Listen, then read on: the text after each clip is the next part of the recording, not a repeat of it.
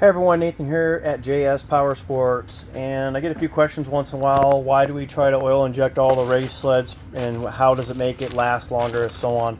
Here's a couple of the crank bearings off the 600R. There is the Polaris number on it, both of them still sealed in the bags. That's literally the bearings you get on the crank. This one here's about 2 inches deep. This one's about 1.5 inches. And basically, when this bearing, which you can see there's very little gap right in through here, when this bearing is spinning at say 8,000, 8,500 RPM, this is a double roll bearing here, it's basically creates like a fan effect. And so when your piston comes down and that pressure is supposed to shoot over that little bit of premix that you have and try to lubricate this bearing, what happens is it hits a little bit of the first bearing and a little bit of the second bearing as it works its way through, but it's nowhere near as effective.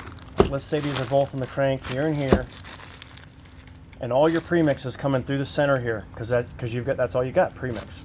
So you're trying to work your premix from here to the outside edges of those bearings. I can tell you right now, it never gets as much lubrication on the outside bearings as it does the inside.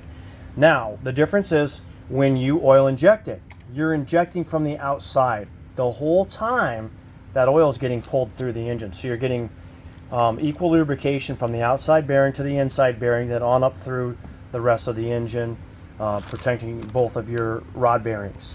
So that is why all production model sleds have oil injection on them and why they last longer. I mean, there's guys running, I've heard of 8,000 to 10,000 miles on a stock bore, stock crank on a production model sled.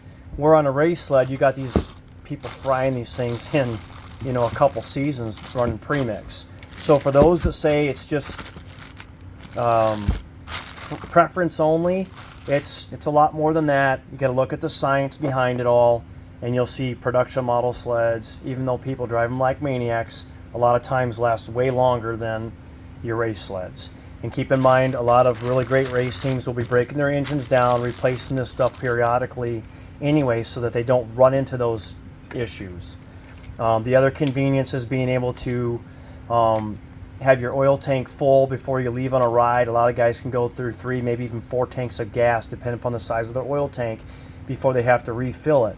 And if you've ever been out in winter up north, when the wind's whipping about 20-30 mile an hour, and here you are at the pump trying to mix oil and gas, and it's spilling all over the place, it's just a mess. And then you got to have your friends try to carry it with them. It's bounced around their sled. Next thing you know, it's leaking. It leaked all over their new goggles and extra pair of gloves and whatever.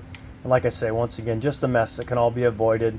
I can tell you right now, we sell a ton of top ends and crankshafts and so on, and all those are a lot more expensive than buying oil injection and just putting it on there.